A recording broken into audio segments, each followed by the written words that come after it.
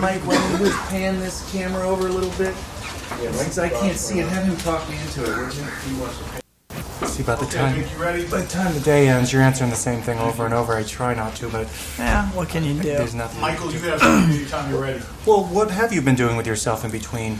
I know you've been training for this film, but right. Is that all you've been doing, pretty much? Well, I'm not really training anymore. No. But you know, I'm now promoting the film, and I meant between Wonder Boys and Spider-Man. I see. Was that? Have you been on board Spider-Man all this time?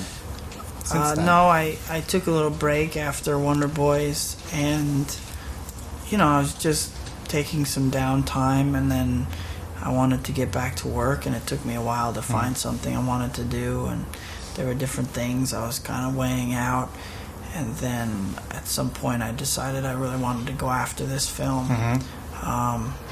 and so I did. When you went after it, was it a difficult process? Because a lot of young actors would kill to play this role. It was it was work, but it wasn't a difficult process really.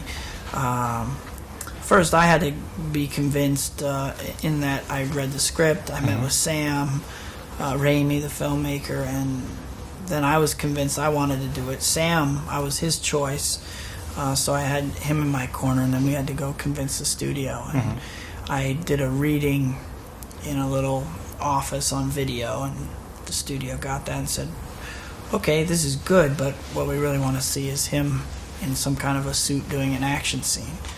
So I did that, and you know, I was in this blue unitard, and it kind of compresses the muscles, doesn't show the definition very well, so I took the top off and tied it off at my waist and did a fight scene, fighting bad guys topless, and I got the job the next day. Great. Well, when you got the job, you did a lot of preparation for this role. You worked out, I mean, in yoga, which you are used to anyway. Yoga is something you've been involved in, right? Yeah.